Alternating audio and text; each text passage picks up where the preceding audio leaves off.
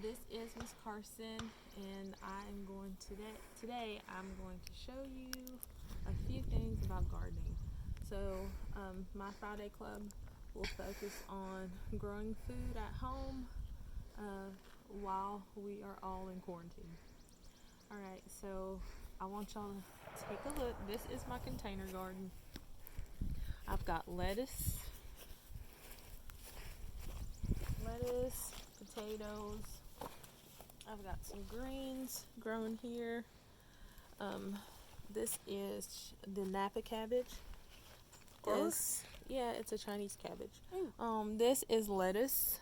So the colorful spring mix lettuce, like Miss Bernice fixes in the cafe. Okay. And then here, got tomatoes, more greens or lettuce.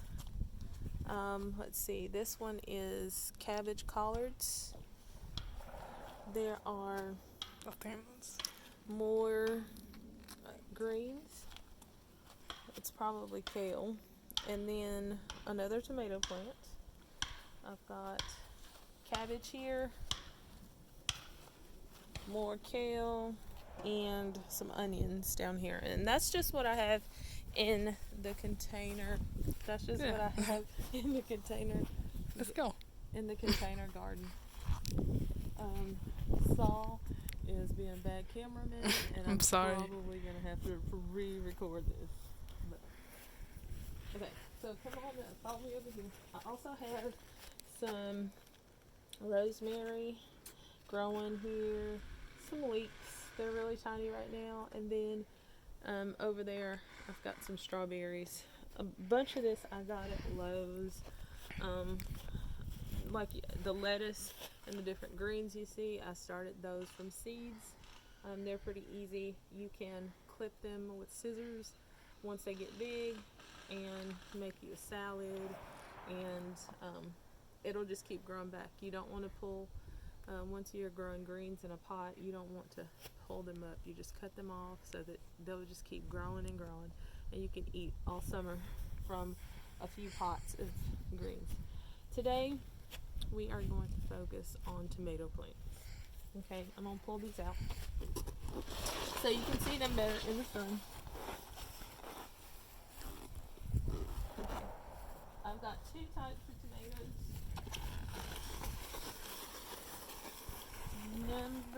Let's see. This one is going to give me tiny tomatoes. These are Husky Cherry Red. It's a hybrid tomato. And this one here is a container. It's called a patio container tomato. And these are Bonnie plants. And didn't know this, but you can order these on bonnieplants.com and they'll bring them to your door. I don't know if they'll send seeds or if they'll send like tiny plants. But if you want to do that and start growing food at your house, be my guest. Alright, we're going to talk about the patio container tomatoes. A lot of times you'll get in the pot with the plant, you'll get some instructions on how to take care of them. This one gets about 2 feet tall. When I first got them, they were in a pot about this size. And so I want their roots to grow and flourish, and I want these plants to get really big. So I put them in a huge pot. Around the side, I've planted some cilantro though, because that won't interfere with it. But these plants get about 2 feet tall. It says that I can harvest these plants in 56 days, which means I can get tomatoes in 56 days.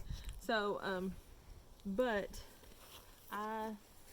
when I look for a plant, when I go to buy one from the store, I make sure that the leaves are nice and green and the stalks are healthy, and there's no shame in my game. I always get plants that already have tiny tomatoes growing on them. So, that means that I'm going to get a tomato faster.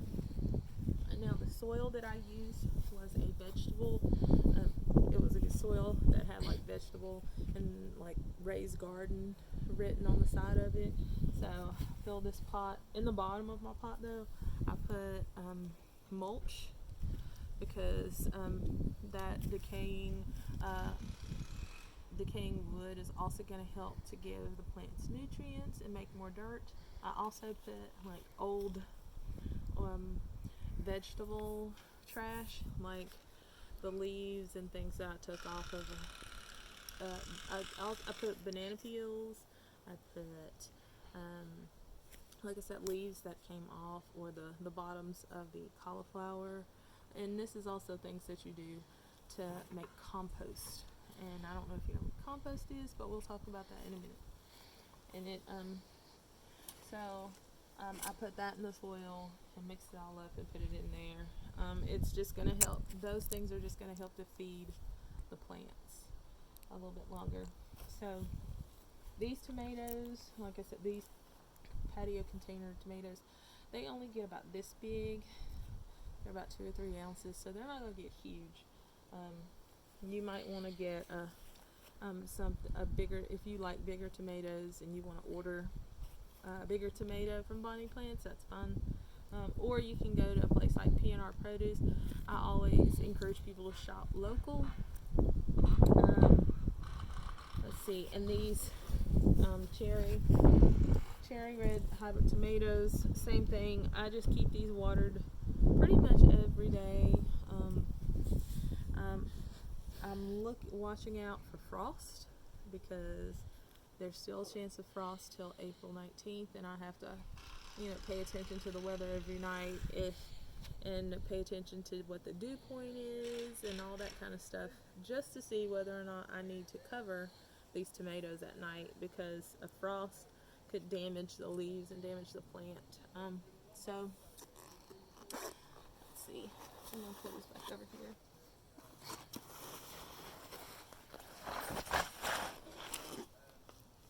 But make sure like I said, make sure you water them. You don't have to soak the soil completely, but you want to give it a good amount of water every day.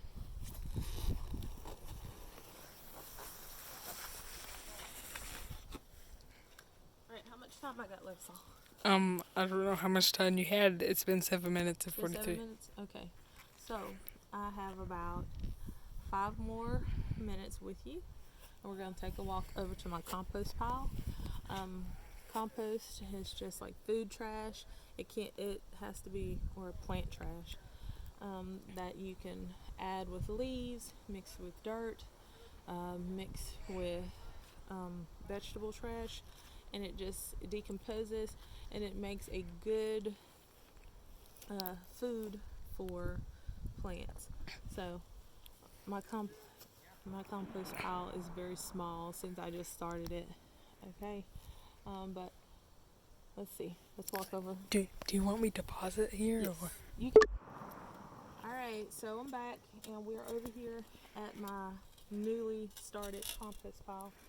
And so every time I put vegetable trash, and what I call vegetable trash is things, the cut off pieces that are unused, like here. Where did I see it? You can tell we've eaten onions, so you've got parts of onions, parts of bananas. This is the stalks that I didn't use from the kale, and some purple cabbage, and cauliflower bottoms and stalks, that sort of thing. So what I do is you can put potato peels, anything from vegetables that when you cut them up, you peel off or you don't use. Like I said, I just started this, and I will be, of course, I did put some coffee grounds in here. They are also beans. Let's see. And you keep it covered with dirt and leaves, and you come over and you turn it every so often.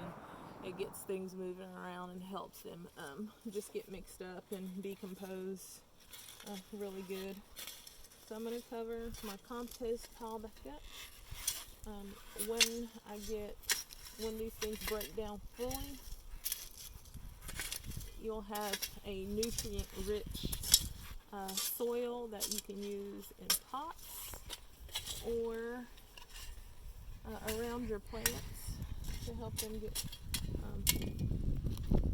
much needed nutrients to grow better. And it's more organic. Well, it is organic, and it is better than using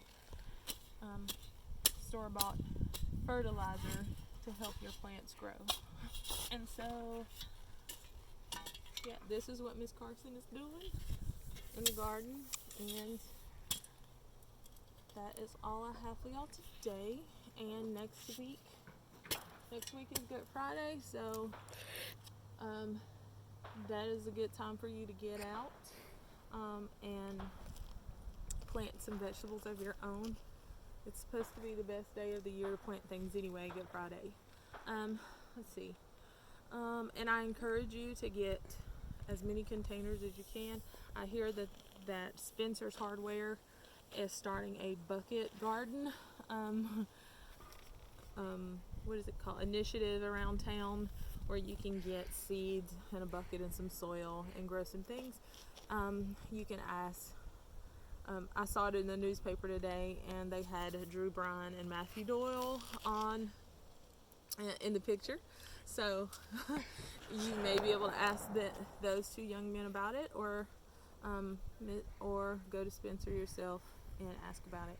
But I do encourage you to get a pot, some dirt, and if you like greens or salad, salad seeds are incredibly easy to grow and maintain in a pot.